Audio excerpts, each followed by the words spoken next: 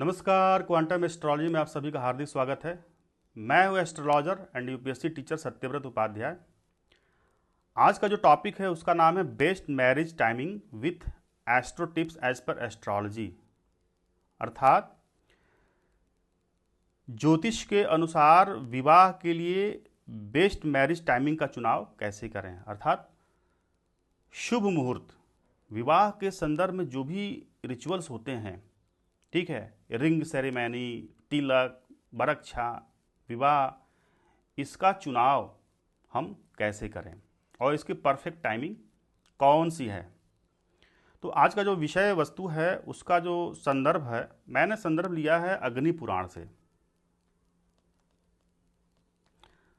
अग्नि पुराण में बहुत सारी बातें विवाह के विषय में कही गई हैं। चूंकि अग्नि में क्या है, फायर है, और विवाह हम जानते हैं कि एक फायर रिचुअल्स है, ठीक है, फायर रिचुअल्स। इसमें अग्नि को केंद्र बिंदु माना गया है। अग्नि को साक्षी मान करके फेरे लिए जाते हैं, 7 फेरे लिए जाते हैं, ठीक है, उसको साक्षी माना जाता है। तो यहाँ पे अग्नि प्रोमिनेंट हो गया, इसलिए विवाह के जो भी रिचुअल्स हैं उसमें अग्नि सेंटर में रहता है। और ये सारी बातें जो अग्नि पुराण में कही गई हैं। देखिए 16 संस्कार होते हैं हमारे, टोटल कितने होते हैं, 16 संस्कार। और इन 16 में एक विवाह संस्कार भी है। और हर संस्कार में अलग अलग तत्वों की प्रधानता रहती है। किसी में जल रहता है, किसी में वायु रहता है, किसी में पृथ्वी रहता है, ठीक है। बट इसमें जो है विवाह में फायर को प्रोमिनेंट माना गया है, क्योंकि यहाँ पे प्योरिटी की बात की गई है, शुद्धता की बात की गई है। अब पहला जो सूत्र है, पहला सूत्र अग्नि पुराण में ये कहा गया है कि marriage is not recommended when sun is in house of Jupiter and Jupiter is in house of sun, अर्थात सूर्य धनु राशि में हो या मीन राशि में हो तो विवाह अवॉइड करिए, ठीक है। अब इसका क्या मतलब है, सूर्य को ही क्यों मान रहे हैं, क्योंकि सूर्य फायर एलिमेंट है ना, फायर। और विवाह क्या है, विवाह में किसको साक्षी मान रहे हैं, यहाँ पे फायर को, ठीक है। और एलिमेंट क्या है सूर्य का, फायर है। तो सूर्य यहाँ पे प्रोमिनेंट हो गया। और यदि सूर्य धनु राशि में गोचर कर रहा है या मीन राशि में गोचर कर रहा है तो विवाह श्रेयकर नहीं होगा आपके लिए। अब धनु राशि और मीन राशि में क्या समानता है, दोनों राशियों का स्वामी जुपिटर के पास है, ठीक है। बृहस्पति इन दोनों राशियों का स्वामी है। और हम जानते हैं कि स्त्री की कुंडली में, महिलाओं की कुंडली में जुपिटर उनके हस्बैंड का कारक होता है, पति का कारक होता है। और वैसे भी ओवरऑल देखा जाए सबके कुंडलियों में तो जुपिटर भाग्य का कारक होता है। यदि सूर्य इन दोनों राशियों में जाता है तो उस समय, जिस समय विवाह हो रहा है, उनके कारकत्व को बर्न करेगा, क्योंकि सूर्य के पास बर्निंग कैपेसिटी ज़्यादा है, ठीक है। तो अच्छा नहीं माना जाता है यदि धनु में गोचर कर रहा है या मीन में। और धनु में गोचर कब करता है, इसका टाइमिंग क्या होता है, धनु में गोचर आई थिंक 16 दिसंबर से लेकर के 14 जनवरी के बीच में, यह एक महीना, चूंकि सूर्य हर एक महीना एक राशि पे रहता है, ठीक है। तो 16 दिसंबर से लेकर के 14 जनवरी के बीच में वैसे भी खरमास रहता है, शादियां सस्पेंड हो जाती हैं, बिल्कुल भी नहीं होती है, स्ट्रिक्टली प्रोहिबिटेड होता है। और उसी समय सूर्य जो है धनु राशि पे ट्रेवल करता है, गोचर करता है। तो यही मूल वजह है कि धनु राशि में सूर्य जब गोचर करता है तो विवाह नहीं होना चाहिए, नहीं करना चाहिए। मीन राशि में देखा जाए तो मीन राशि में 14 मार्च से लेकर के 14 अप्रैल के बीच में मीन राशि में सूर्य गोचर करता है। तो इसमें भी शादी रिकमेंडेड नहीं है। स्ट्रिक्टली प्रोहिबिटेड तो नहीं कहेंगे, बट जनरली अवॉइड करना चाहिए। ओके, अगला जो बिंदु है, यदि सूर्य, अब सूर्य की तो बात हमने कर लिया, अब जुपिटर यानी कि बृहस्पति यदि सूर्य के राशि में गोचर कर रहा हो, सूर्य की राशि कौन सी होती है? साइन ऑफ लियो, अर्थात सिंह राशि में गोचर कर रहा है तो भी अवॉइड करना चाहिए। अब हम जानते हैं कि बृहस्पति एक राशि पे करीब 11 महीना, 11.25 महीना रहता है, और हर 12 साल पे बृहस्पति सिंह राशि में आता है। ठीक है, 12 वर्ष में सिंह राशि पे आएगा और 1 साल तक सिंह राशि पे रहेगा, करीब 1 साल। तो उस साल, जिस साल सिंह राशि में बृहस्पति प्रवेश कर रहा है, उस साल शादी अवॉइड करना चाहिए। ये विष्णु पुराण में, अग्नि पुराण में ये कहा गया है। ओके, अगला जो बिंदु हो सकता है एज पर अग्नि पुराण कि बृहस्पति यदि वक्री हो, वक्री मोशन, वक्री गति, ठीक है, रेट्रो, ठीक है, अगर रेट्रो मोशन में है तो विवाह श्रेयकर नहीं होता है, अवॉइड करना चाहिए विवाह। क्यों? क्योंकि कोई भी ग्रह यदि वक्री होता है तो वह पृथ्वी के नज़दीक आता है, ऐसी गति करता है वो पृथ्वी के नज़दीक आता है और पृथ्वी के जो भी सिग्निफिकेंस होते हैं उसको प्रभावित करता है। और हम जानते हैं कि बृहस्पति जीव कारक होता है, जो भी पृथ्वी पे जीव होते हैं ना उसको प्रभावित करेगा। तो उस जीव में मनुष्य भी है और मनुष्य की शादी हो रही है तो विवाह या शादी को भी प्रभावित करेगा।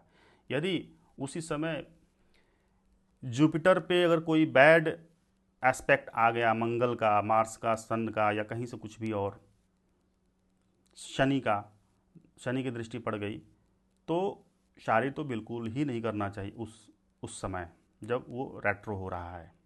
तो ये भी बात अग्नि पुराण में कही गई है।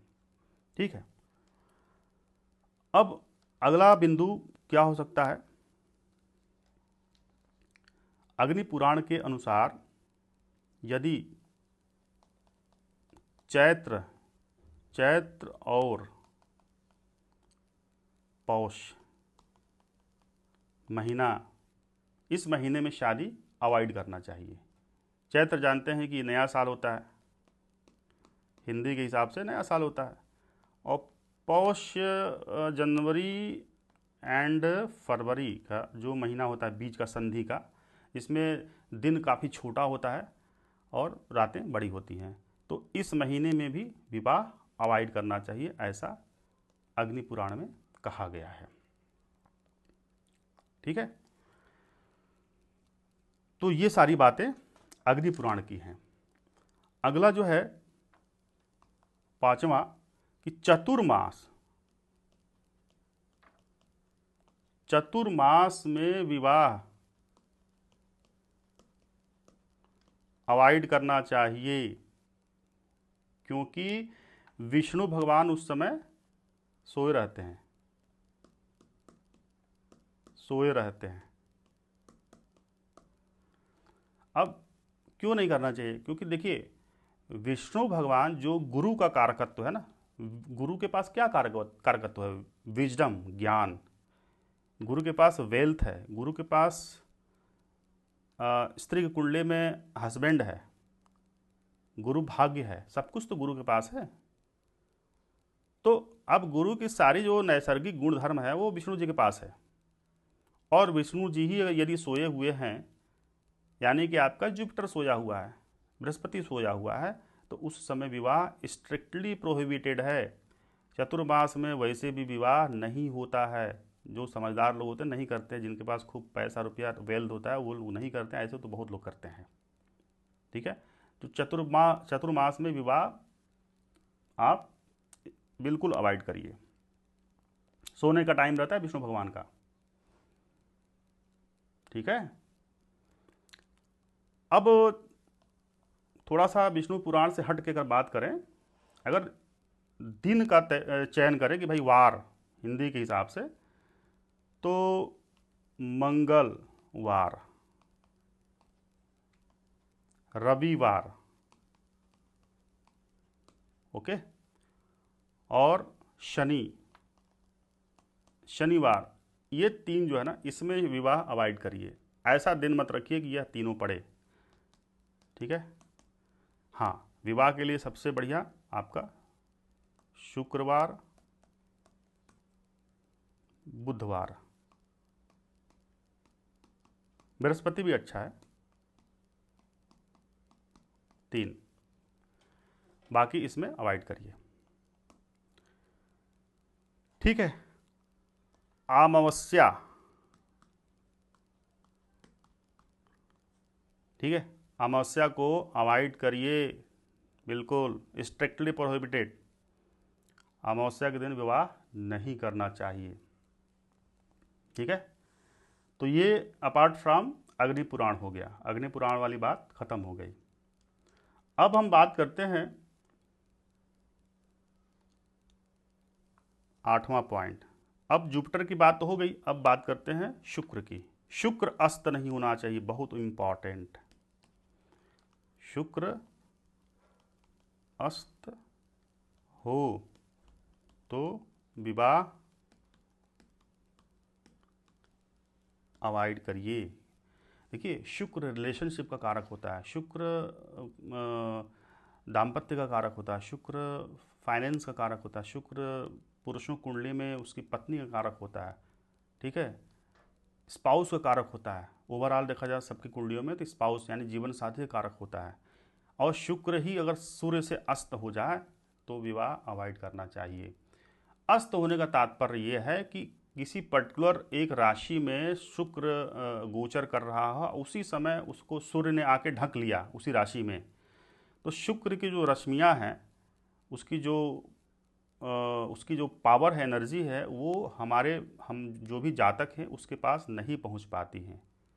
तो उसका जो भी एनर्जी है वो हमको प्राप्त नहीं होगा, उसका जो भी गुणधर्म है हमको प्राप्त नहीं होगा, इसलिए उसका फल हमें प्राप्त नहीं होगा, विवाह से संबंधित फल भी नहीं मिलेगा। तो इसलिए शुक्र अस्त हो तो विवाह, वैसे भी शुक्र जब अस्त होता है तो जितने भी वैवाहिक कार्यक्रम होते हैं वो सस्पेंड हो जाते हैं। जैसे फ़िलहाल अभी इस समय देखा जाए तो करीब 15 दिनों से विवाह जो है नहीं, मतलब मुहूर्त नहीं है, और अभी लगभग 1.5 महीने तक मुहूर्त नहीं रहेगा। ये जो मई जून में जो मुहूर्त नहीं है विवाह का, उसका सबसे बड़ा कारण जो है शुक्र का अस्त होना है, क्योंकि इस समय शुक्र अस्त है सूर्य से। ठीक है, ये स्ट्रिक्टली प्रोहिबिटेड है कि विवाह नहीं करना चाहिए यदि अस्त है तो। ओके, अगला जो बिंदु हो सकता है कि यदि लगन में, मतलब मान के चलिए जिस दिन विवाह हो रहा है आपका, और ये आपका चार्ट है, और उस दिन जिस दिन आपका डेट रखा गया लगन में, अगर मान के चलिए मेष राशि है, ठीक है, मेष, तो देख लीजिए पंचांग किसी अच्छे जानकार से दिखा लीजिए कि जिस दिन आपका शादी फिक्स हो रहा है, बातचीत चल रही है कि भाई हाँ इस दिन शादी हम करेंगे या तिलक करेंगे, उस दिन देख लो कि मेष लगन नहीं होना चाहिए। अगर है तो उसको अवॉइड करिए, या उस समय मतलब मेष लगन को हट जाने दीजिए, वृषभ आ जाए या कोई और लगन आ जाए तब उस कार्यक्रम को रखिए, क्योंकि इसका बहुत बड़ा महत्व है। जैसे कि मेष क्या है, मेष का स्वामी मंगल होता है, और आप काम करने जा रहे हो मांगलिक, और मंगल जो है आपका अमंगल करेगा, क्योंकि यह क्रूअल है, क्रूर है, ये शुक्र का ठीक अपोजिट है। ठीक है, आपके वैवाहिक कार्यक्रम के लिए यह सही नहीं रहेगा। ठीक है, यहाँ तक कि आप रिंग सेरेमनी भी कर रहे हो ना, रिंग सेरेमनी भी कर रहे हैं, उसमें भी अगर मेष राशि है तो उसको भी अवॉइड करिए। अब देखो, ये वो लोग बोलेंगे अरे इसमें क्या है, आप तो ऐसे गड़बड़ बता रहे हैं, सब उसका कोई मतलब नहीं। अरे बिल्कुल मतलब है। अब आपको आपको जैसे पेड़ लगाना हो, ठीक है, पेड़ पौधे लगाना है, प्लांटिंग करनी है, तो अगर सपोज उस दिन जिस समय लगा रहे हो, लगन में अगर कर्क हो, कर्क राशि हो, कर्क लग्न कुंडली बन रही है उस समय, तो उस समय पेड़ लगाने में कोई हर्ज नहीं है। पेड़ लगाएंगे तो एक भी पेड़ आपका नहीं मरेगा, सब फलीभूत होगा, सब हरे भरे पेड़ आएंगे। क्योंकि कर्क राशि जो वाटरी साइन है, पानी का है, जलीय राशि है, और पानी पेड़ को क्या चाहिए, जल चाहिए। तो उसका असर दिखता है, उसको जल मिल गया, आप भले ही पानी नहीं दे रहे हो, बट उसने उसको प्रकृति ने, उसको ब्रह्मांड ने जल दे दिया, अब वो जीवित रहेगा पेड़, वो मुरझाएगा नहीं। बहुत मतलब है। और जिस समय आप शादी कर रहे हो, उस सेवेंथ हाउस जो अफेक्ट आपका देख लो, अफ्लेक्टेड नहीं होना चाहिए। मतलब लगन देख लिए कि भैया मेष नहीं है यहाँ पे, बट सेवेंथ हाउस में अगर शनि है तो अवॉइड करिए। सेवेंथ हाउस में मंगल है तभी भी अवॉइड करिए उस समय। सेवेंथ हाउस कहीं से पीड़ित नहीं होना चाहिए, ठीक है।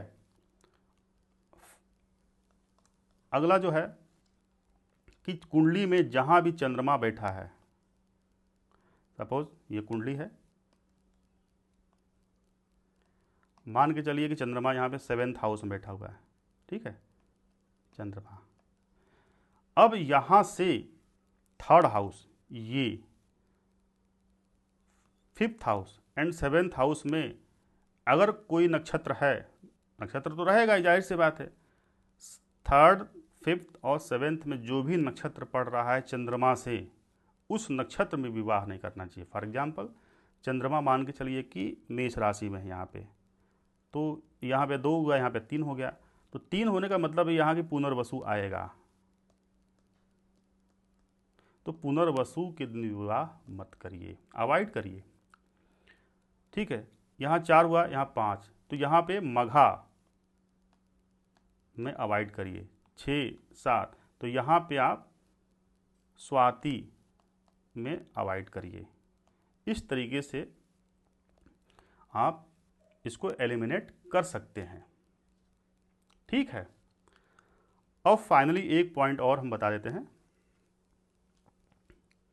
कि अगर नक्षत्र के हिसाब से देखा जाए तो नक्षत्र में कौन कौन से नक्षत्र जो हैं कि जिसमें आप विवाह के लिए शुभ हैं। कुछ हैं तो वैसे बहुत, बट रोहिणी बेस्ट, रोहिणी सबसे अच्छा, बहुत अच्छा रोहिणी, सारे पाप धुल जाएंगे इस नक्षत्र में।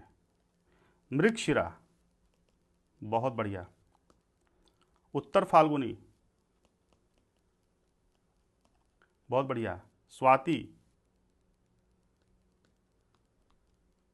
मूल बहुत बढ़िया, उत्तर भाद्रपदा, उत्तर भाद्रपदा, उत्तर भाद्रपदा का मतलब कि लेटर स्टेज में ऑस्पिशियस रहेगा। विवाह, बहुत लोगों के विवाह जो शुरू में बहुत गड़बड़ रहती है, बाद में अच्छी हो जाती है, तो लेटर स्टेज में आपका विवाह बहुत अच्छा रहेगा उत्तर भाद्रपदा में शादी करने से। रेवती फाइनल डेस्टिनेशन, बिल्कुल ऐसा लगेगा कि आपका मोक्ष ही मिल जाएगा इस बार, ऐसी पत्नी मिलेगी रेवती में। और भी कुछ नक्षत्र है बट मेन यही है, इसमें विवाह बहुत ही शुभ माना जाता है। और एक और चर्चा कर लेते हैं कि पुष्य में विवाह अवॉइड करिए, बिल्कुल स्ट्रिक्टली प्रोहिबिटेड है। देखिए इसी नक्षत्र में भगवान राम का, लक्ष्मण, भरत, शत्रुघ्न, सबकी शादियां, सबकी अफेक्टेड। 14 साल ये भी परेशान, 14 साल लक्ष्मण भी परेशान, 14 साल ये भी तपस्या कर रहे हैं सरजू किनारे भरत, 14 साल ये शासन कर रहे हैं, बिल्कुल परेशान है शत्रुघ्न। सबकी शादियां बैडली अफेक्टेड थी पुष्य में शादी करने की वजह से। जबकि पुष्य नक्षत्र बाकी चीज़ के लिए बहुत अच्छा है, किसी प्रोफेशन के लिए, व्यवसाय के चुनाव के लिए, बिजनेस के लिए, डीलिंग के लिए, कोई किसी चीज़ का उद्घाटन करने के लिए, स्टार्टिंग करने के लिए, हर काम के लिए पुष्य है, बहुत बढ़िया है। पुष्य जो नक्षत्रों का राजा है, बट वैवाहिक कार्यक्रम के लिए स्ट्रिक्टली प्रोहिबिटेड। तो आई थिंक काफ़ी आज हो गया, और मैंने जो भी आज के इस सेशन में बात किया, इसको आप अमल कर सकते हैं अपने से भी। और एक अच्छे मुहूर्त का चुनाव के लिए इन सारी चीज़ों को एक साथ अगर कलेक्ट करें तो एक अच्छा परिणामी एक एक एक शुभ मुहूर्त आता है। और हर मुहूर्त का एक अपना इम्पैक्ट होता है, प्रभाव होता है।